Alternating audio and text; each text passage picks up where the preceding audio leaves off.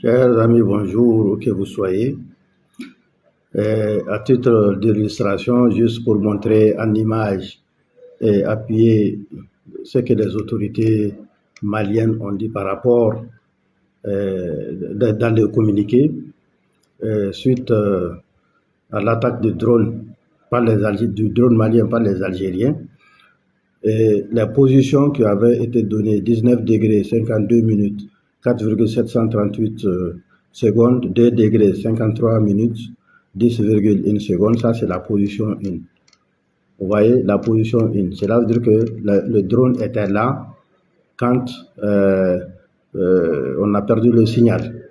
Et ensuite, après la frappe du drone, la position 2 qui est là, 19 degrés 51 minutes 53,526 et 2 degrés 53 minutes 36,99 secondes.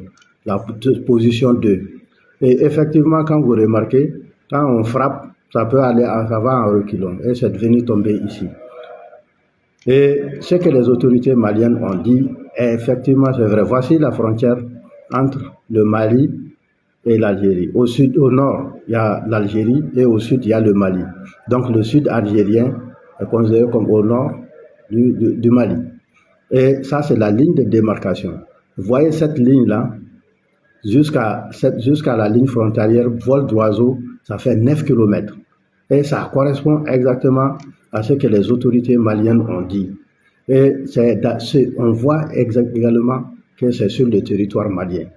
Donc, ce que je veux dire, c'est que la victimisation de l'Algérie, c'est faux et que les autorités maliennes ont bel et bien raison que le drone se situait en territoire malien et que ça a été frappé en territoire malien et c'est tombé sur le territoire malien.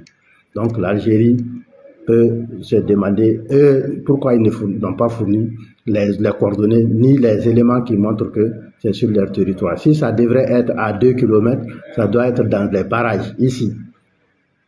Mais ça n'a pas été le cas. Vous voyez, Tinzawatan est là. Tinzawatan de l'Algérie. Tinzawatan malien aussi est là. C'est juste en face. Les deux Tinza sont là. Tinzawatan de l'Algérie. La ligne frontière est là. La ligne de démarcation est là. Donc, pour vous dire que les autorités maliennes ont raison et la vérité triomphera, Inch'Allah. Merci beaucoup. À nous d'en tirer les leçons.